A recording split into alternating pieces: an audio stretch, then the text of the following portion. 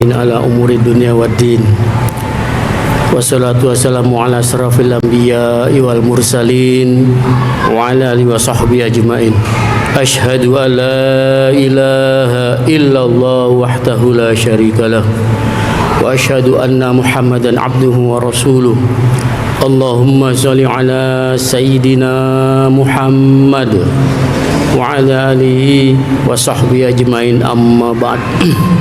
Qala Allah Ta'ala fi kitabil karim, a'udzu billahi minasyaitonir rajim. Bismillahirrahmanirrahim. Wa man ahsanu qawlan mimman da'a ila Allahi wa 'amila shalihan wa qala innani minal muslimin. Wa qala aidan laqad kana lakum fi rasulillahi uswatun hasanah. Shadaqallahul azim. Wa qala Rasulullah sallallahu alaihi wasallam, wadditu anni laqitu ikhwani. Qala faqala ashabun nabi sallallahu alaihi wasallam, awalaysa nahnu ikhwanuka? Qala antum ashabi walakin ikhwani alladziina amanu bi wa lam yarawni. Atau kama qala Rasulullah sallallahu alaihi wasallam, nahmaduhu wa nusalli wa nusallim ala rasulihil karim, amma ba'd. Hadirin sidang salat maghrib yang sama-sama mengharap keridhaan Allah Subhanahu wa Ta'ala. Betapa duduknya kita pada sore hari ini bukan perkara yang ringan, itu bukan. Ini perkara yang mulia, perkara yang berat di sisi Allah Subhanahu wa Ta'ala. Karena itu iblis, setan dan pasukannya itu menggoda agar tidak banyak yang duduk dalam majelis-majelis seperti ini. Sebab kemuliaannya luar biasa. Dalam hadis riwayat Tirmizi dan Hakim, Nabi sabdakan dalam mafhum hadis, majtama'a qaumun fi baitin min buyutillah yatluna kitaballah wa yatadarasunahu bainahum illa nazalat alaihimus sakinah wa ghashiyatuhumur rahmah wa hafathumul malaikah wa dzaqarahumullahu fiman 'indah. Jadi pantas kalau setan ini ketakutan, ngeri melihat orang-orang yang duduk dalam majelis yang mulia seperti ini di dalam masjid. Allah janjikan melalui Nabi sallallahu alaihi wasallam sakinah, nazalat alaihimus sakinah. Masya Allah. Hari ini orang nyari tenang ini, Pak. Gak murah itu. Nyari tenang namanya sakinah ini kadang-kadang ya udah booking villa di puncak, sudah booking cottage mungkin di pantai. Kepengen namanya nyari ketenangan, tentram jiwa. Nggak ada jaminan Allah dalam majelis-majelis seperti ini. Nggak ada. Bahkan kadang-kadang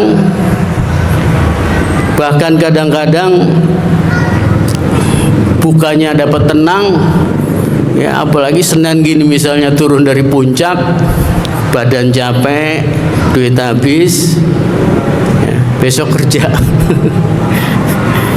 Bukan tenang, malah nggak tenang. Padahal dalam majelis seperti inilah Allah Subhanahu wa Ta'ala janjikan nazalat alaihimus sakinah. Masya Allah. Nggak perlu biaya yang mahal, tapi perlu iman yang kuat, perlu iman yang tebal, perlu kesungguhan sehingga menarik kecintaan Allah Subhanahu wa Ta'ala.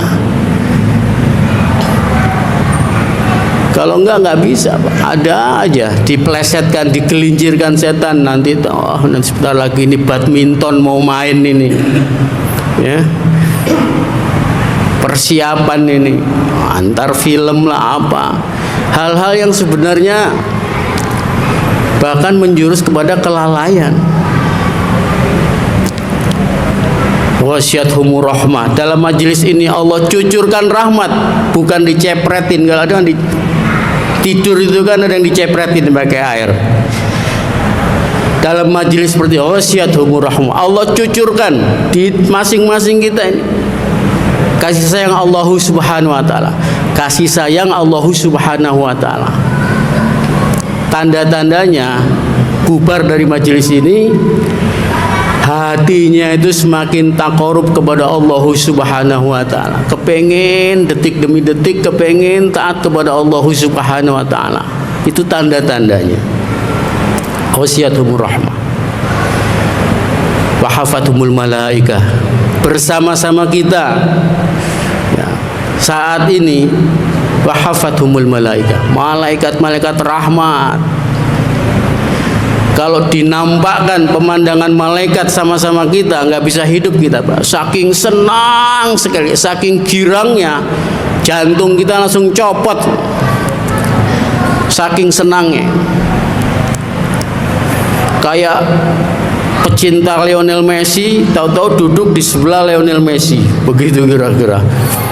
Orang dari gunung cinta sama, besok itu main katanya itu Argentina, tapi nggak datang. Itu datang duduk di sebelahnya, itu bisa meledak itu jantungnya itu, saking girangnya, saking senangnya. Maka suasana ketaatan malaikat ini akan menulari kita dalam majelis seperti ini. Kalau kita bawa majelis ini, kita bawa ke rumah kita masing-masing, malaikat itu akan datang di rumah-rumah kita, sehingga rumah tangga kita itu sebagaimana rumah tangga yang dicontohkan Nabi SAW. Masya Allah. Dan yang paling mulia dalam majelis seperti ini, saking gembiranya, saking senangnya, wa dzakarahumullahu fiman indah. Saat ini, detik ini, Allah Subhanahu wa taala, zat yang Maha menciptakan seluruh alam semesta raya ini, saat ini sedang menyebut-nyebut nama kita, wa dzakarahumullahu fiman indah. Menyebut nama kita satu persatu, fulan bin fulan, fulanah binti fulan, disebut satu persatu. Wa dzakarahumullahu fiman indah, di hadapan majelis para malaikat yang berada di sisi Allah Subhanahu wa taala. Masya Allah. Mudah-mudahan Allah istiqomahkan kita duduk dalam majelis yang mulia seperti ini. Doa kepada Allah sampai meninggal dunia, senang duduk dalam majelis dibicarakan kebesaran Allah Subhanahu wa taala, dibicarakan berita-berita langit yang akan menyelamatkan kita di dunia hingga akhiratnya Allah Subhanahu wa taala. Maka untuk kita renungi sore hari ini, jika ada pertanyaan, siapakah manusia yang paling mulia yang pernah Allah ciptakan di muka bumi ini? Tidak lain adalah baginda Nabi Muhammad sallallahu alaihi wasallam. Beliaulah orang yang paling mulia, yang paling dekat kedudukannya di sisi Allah Subhanahu wa taala. Beliau orang yang paling cinta kepada umatnya. Beliau selalu merenung bagaimana seluruh umatnya semenjak beliau diangkat menjadi nabi dan rasul sampai nanti hari kiamat, bagaimana semuanya selamat di dunia hingga akhiratnya Allah Subhanahu wa taala. Selalu itu dipikirkan oleh beliau, sehingga nggak enak makan, nggak enak tidur, mikirin itu bagaimana manusia ini selamat di dunia hingga akhirat. Beliau ini dalam menyeru manusia kepada Allah SWT mengalami penderitaan yang hebat, penderitaan yang luar biasa, yang sekiranya seluruh penderitaan nabi-nabi terdahulu ditimbang dengan penderitaan beliau dalam amanah mengemban amanah agama, masih berat penderitaan beliau dalam mendakwakan agama Allah Subhanahu wa taala. Dicaci, dihina, dimaki, bahkan diancam dibunuh. Namun kemuliaan daripada beliau sallallahu alaihi wasallam untuk kita yang duduk di sini dan juga sampai di hari kiamat nanti, seluruh manusia sampai hari kiamat, sangat-sangat luar biasa. Kita kalau dalam suasana taat seperti ini sampai meninggal dunia, sampai ke alam kubur dalam keadaan taat kepada Allah, dalam keadaan mengikuti petunjuk beliau sallallahu alaihi wasallam, berusaha walaupun diganggu, digoda dengan macam-macam keduniawian, bermacam-macam intimidasi, kemewahan dunia dan lain-lain, tapi tetap istiqomah berpegang teguh kepada Allah Subhanahu wa taala, ikut jalan beliau sallallahu alaihi wasallam. Maka Nabi sabdakan, waditu ani laqitu ikhwani, aku ingin sekali berjumpa dengan saudara-saudaraku, ikhwan.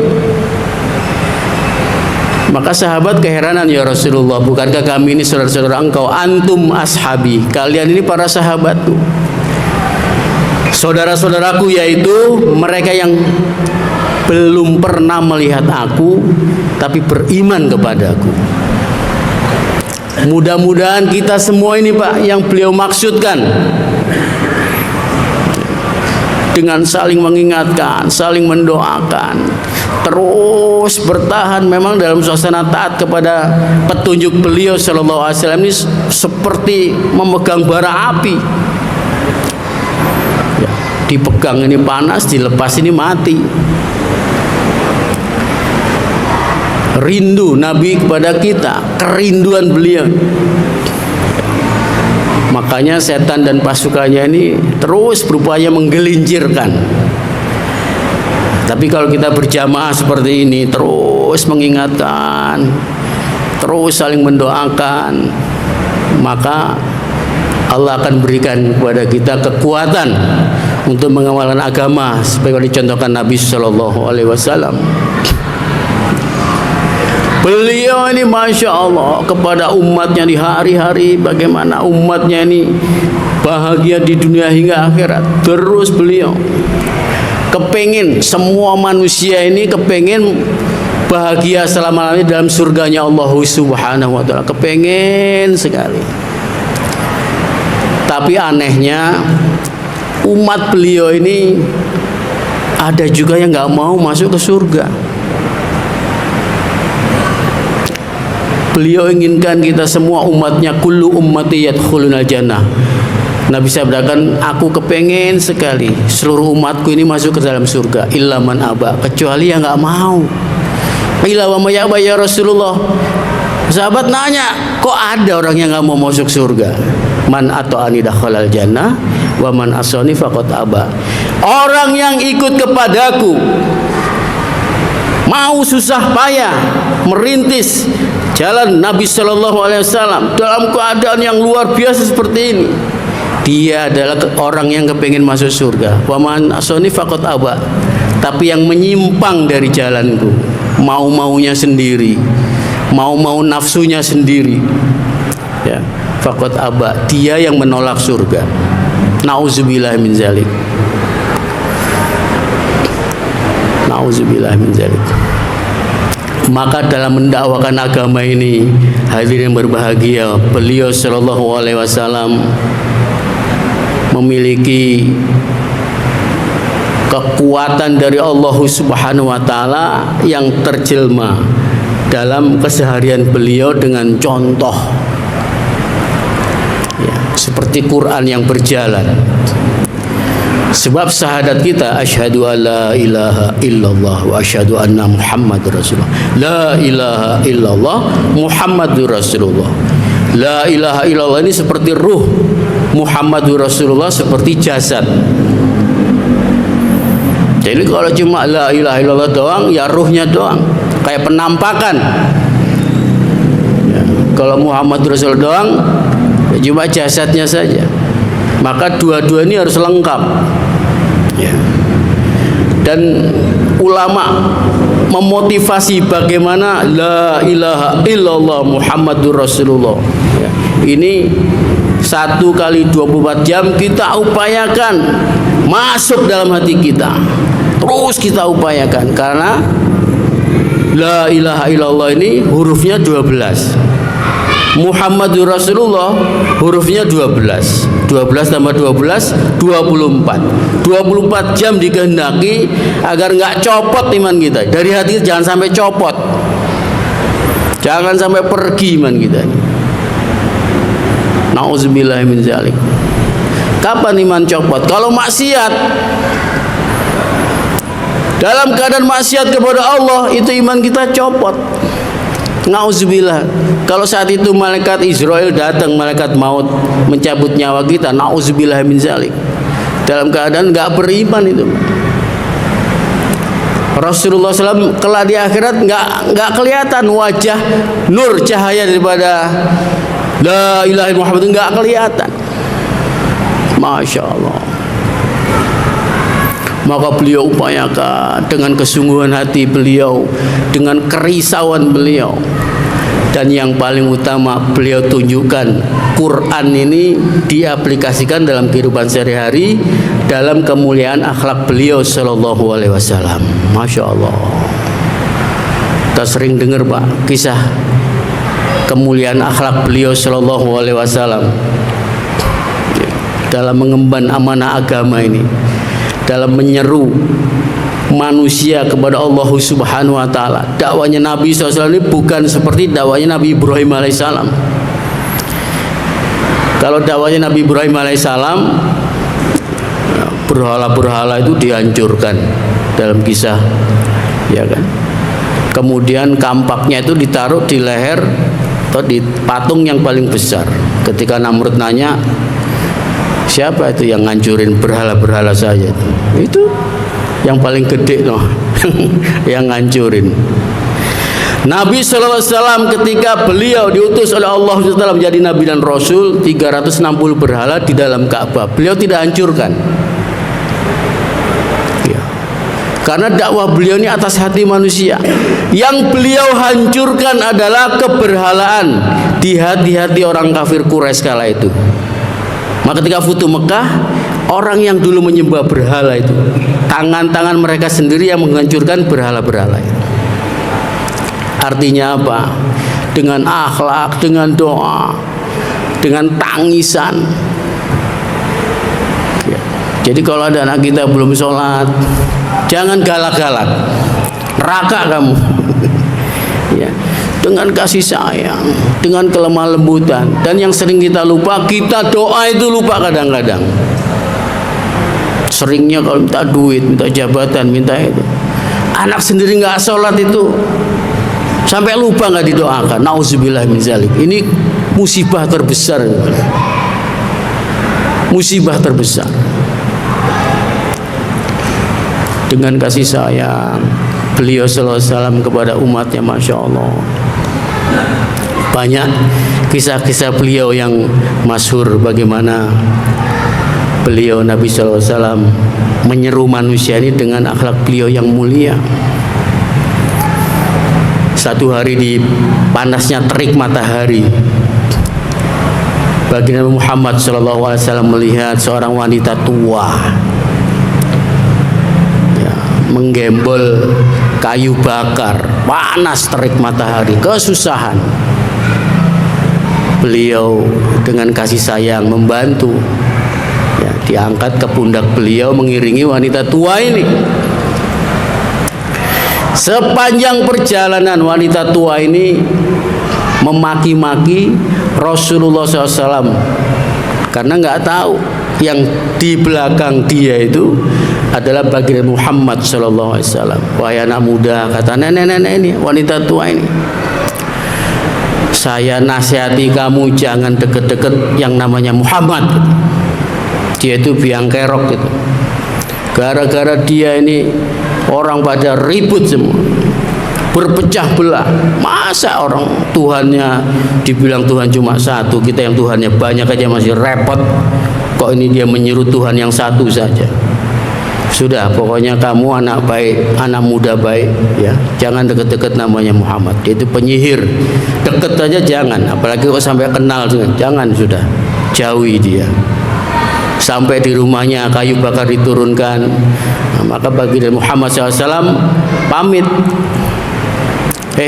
Kata wanita tua ini, tunggu anak muda, kamu ini baik, sekali lagi ya saya nasihati kamu, jangan deket-deket yang namanya Muhammad, jauhi dia. Oh ya, nama kamu siapa nak? Muhammad.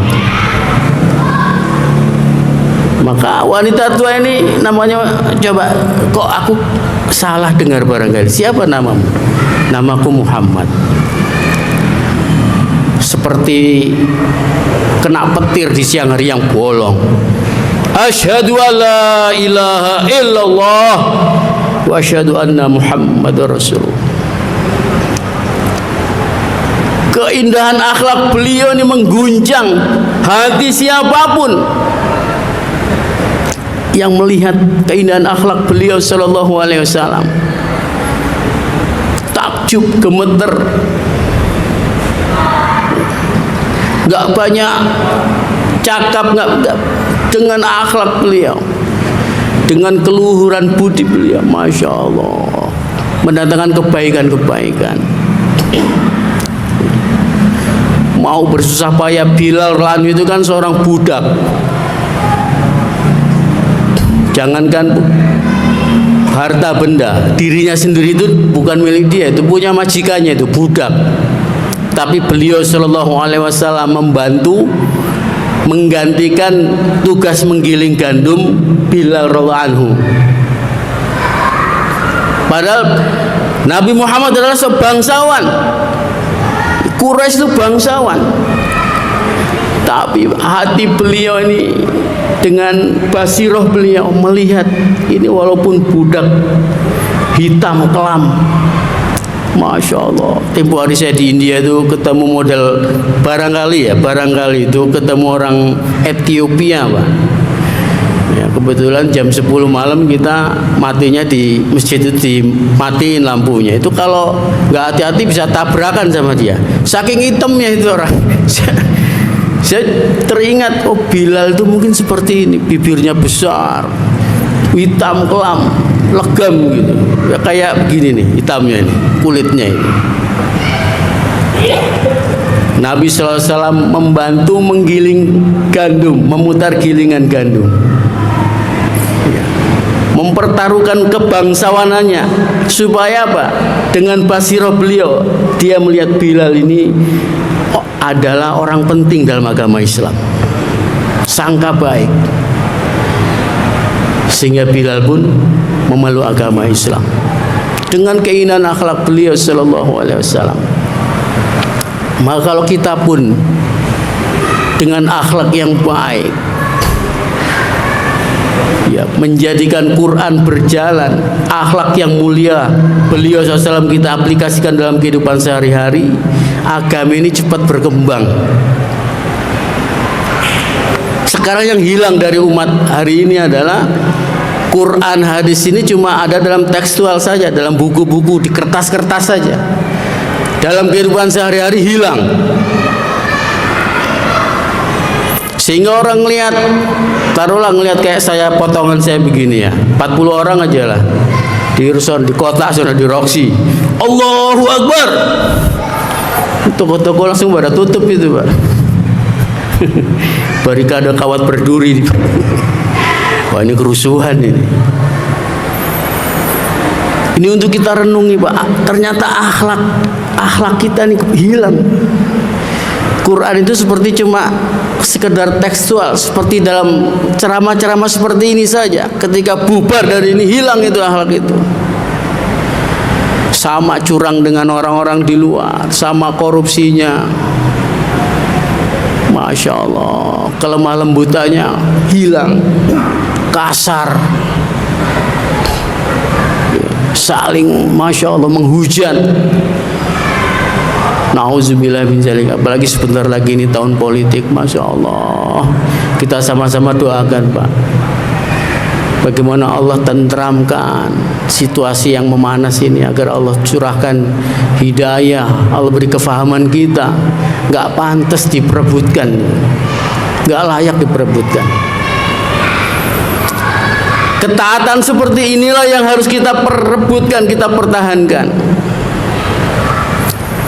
Karena ini yang akan bernilai di hidup kita yang sebentar ini, di alam kubur, apalagi di alam akhirat. Jabatan yang diperebutkan itu nggak ada jaminan. Bahkan rata-rata sahabat dulu kalau disuruh jadi pemimpin itu nolak ya, saking beban daripada amanah itu luar biasa.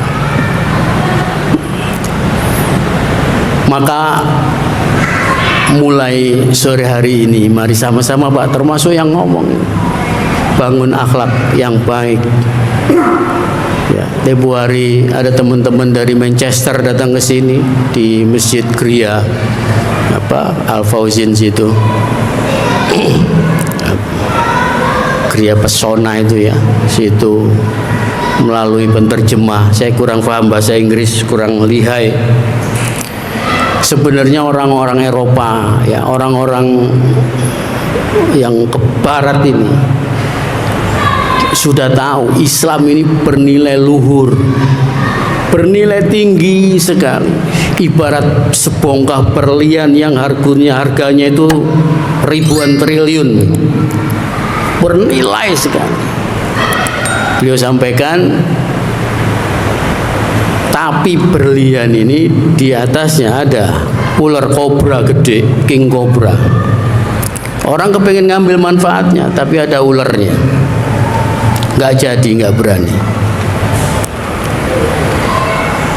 Kembali itulah esensi akhlak Nabi SAW yang hilang dari umat ini. Cuma ada di pembicaraan-pembicaraan, hanya ada dalam buku-buku, dalam teks-teks ya, tulisan saja. Maka akhlak mulia beliau sallallahu alaihi wasallam, Masya Allah, dalam satu riwayat ketika beliau sallallahu sudah meninggal dunia, sudah wafat, Abu Bakar Siddiq radhiyallahu anhu, sahabat beliau yang mulia, yang juga mertua beliau, yang 8 pintu surga memanggil-manggil nama Abu Bakar Siddiq radhiyallahu anhu karena saking sempurnanya mengikuti sunnah Nabi Sallallahu Alaihi Wasallam, paling banyak berkorban untuk agamanya Allah Subhanahu Wa Taala, dan laki-laki dewasa pertama yang begitu diseru langsung masuk Islam, hidayah. Maka beliau Nabi SAW sudah meninggal, sudah wafat. Nanya kepada anaknya Siti Aisyah, wahai anakku, ceritakan kepada ayah kebiasaan apa dari baginda Nabi yang belum ayah kerjakan. Ayah nggak bakal sanggup, kata Aisyah, mana apa itu?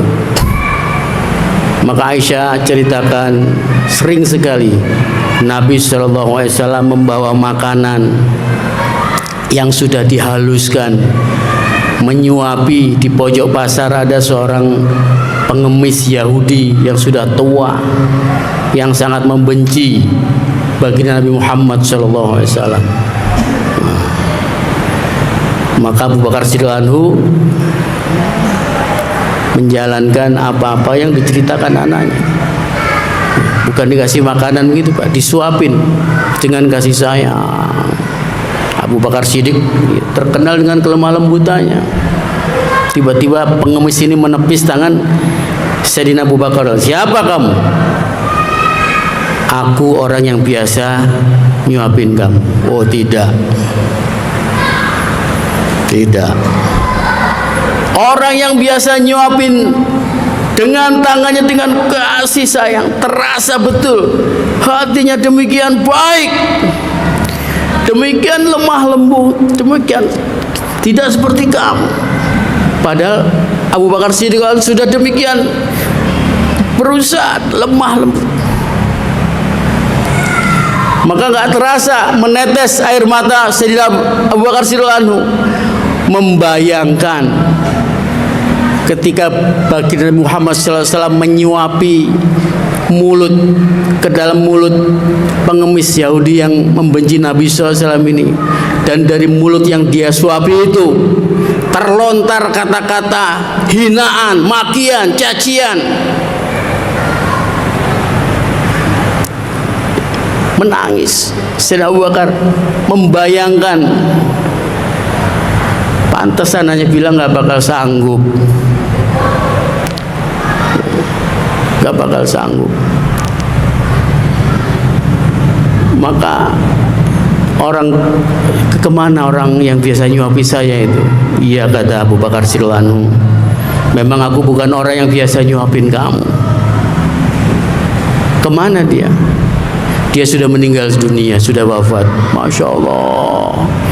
Langsung pengemis buta ini, orang Yahudi ini menangis ya, dengan air mata yang banyak sekali. Dalam riwayat, kok kenapa orang sebaik dia, semulia dia, kok meninggal dunia lebih dulu? Harusnya saya yang sudah tua bangga ini mati dulu daripada dia. Sebenarnya siapa dia itu? Maka Abu Bakar Siddiq katakan, beliau adalah baginda Nabi Muhammad sallallahu alaihi wasallam. Asyhadu alla ilaha illallah wa asyhadu anna Muhammadar Rasulullah. Keindahan akhlak beliau ini yang hilang dari umat hari ini, Pak. Kadang kita bisa berlemah lembut dengan orang lain, di rumah tangga sendiri sama istri membentak-bentak, makanan kurang enak sedikit dibentak. Kepada orang lain bisa berkasih sayang. Seharusnya kepada keluarga sendiri inilah, ya, seperti beliau sallallahu alaihi wasallam, lebih yang terbaik Nabi SAW di antara kalian yang paling baik kepada keluarganya, dan aku adalah orang yang paling baik, kata Nabi SAW, kepada keluargaku. Jadi rumah beliau ini pantas kalau disebutkan baiti jannati, layaknya seperti surga saja. Kasih sayang, mahabbah, masya Allah,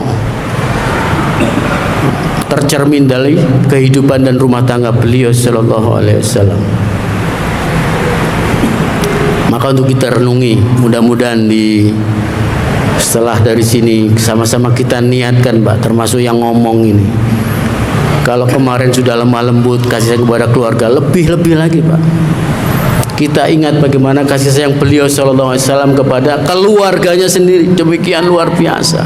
Kepada orang lain yang membenci beliau saja sudah demikian luar biasa, apalagi kepada keluarganya sendiri. Lebih-lebih lagi. Dalam satu riwayat disebutkan, baginda Muhammad SAW pulang ke rumah, ya, sementara bajunya yang tadinya bersih sudah berlumuran lumpur, kadang ada bercak darah, kotoran dan lain-lain.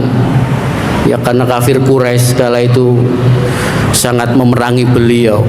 Pulang ke rumah dalam keadaan capek, bukan cuma hati, fisiknya juga capek, lelah.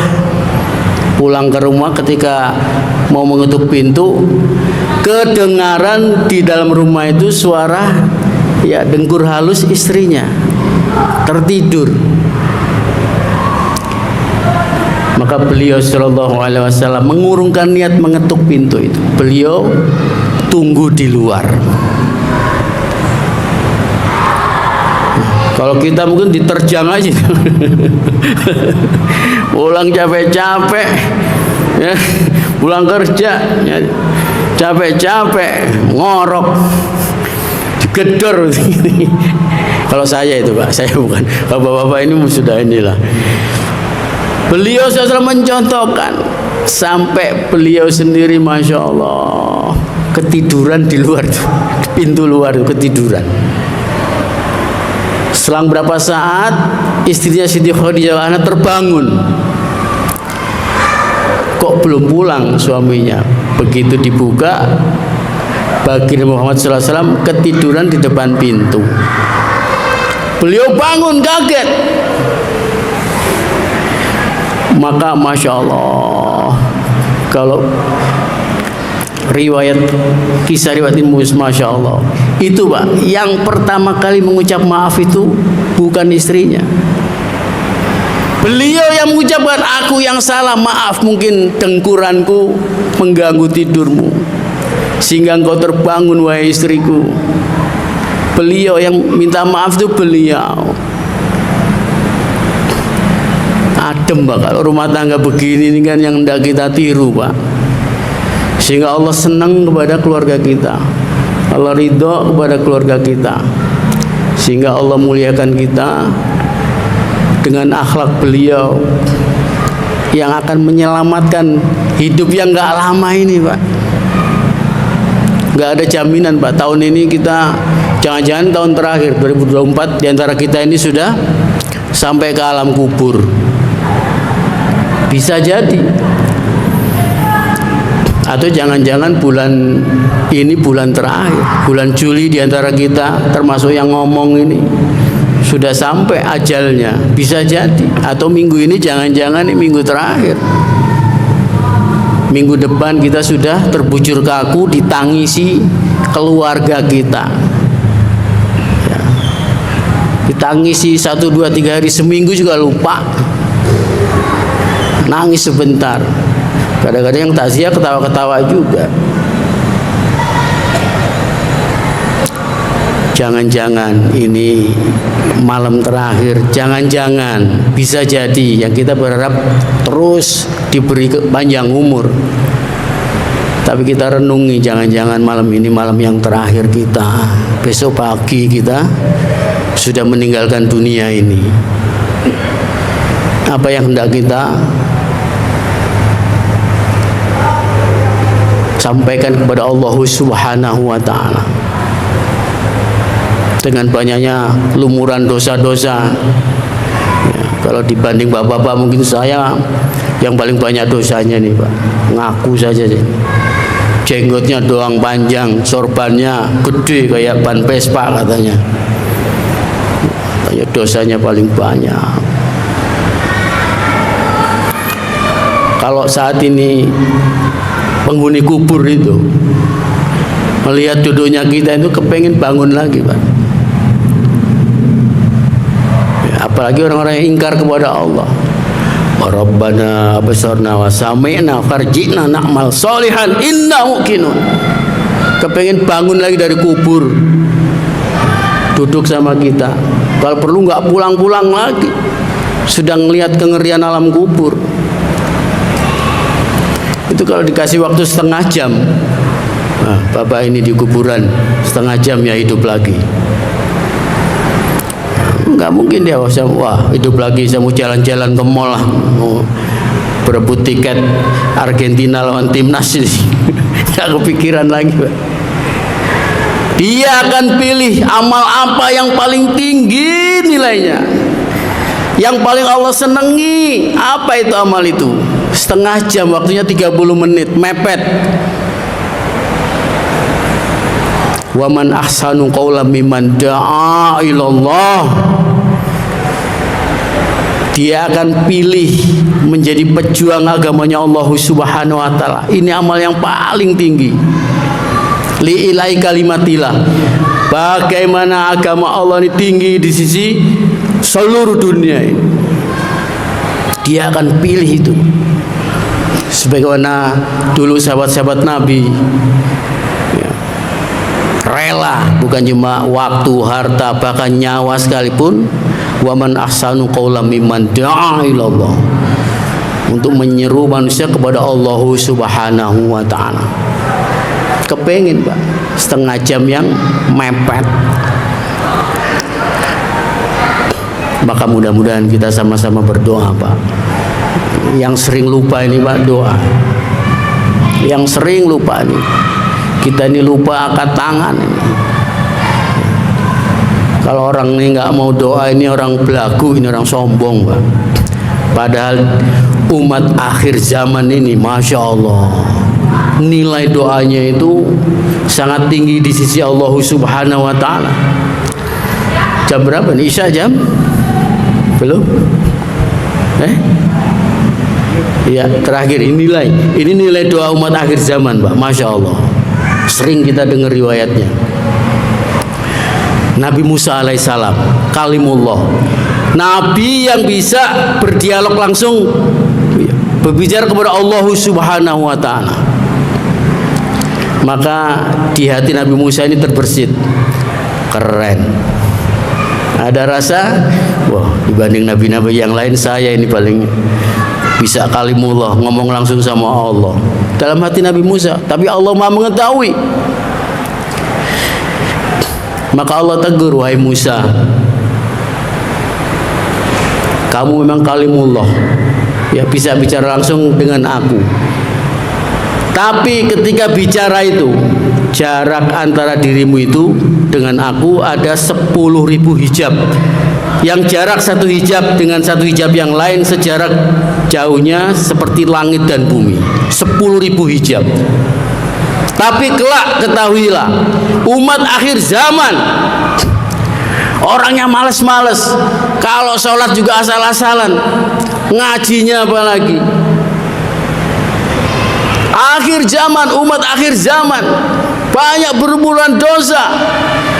Tapi kalau dia berdoa mengangkat tangan kepadaku, maka 10.000 hijab itu aku hilangkan. Tidak ada halangan lagi, rintangan antara aku dengan dia. Nah, mudah-mudahan menjadi manfaat buat kita semua ini, Pak.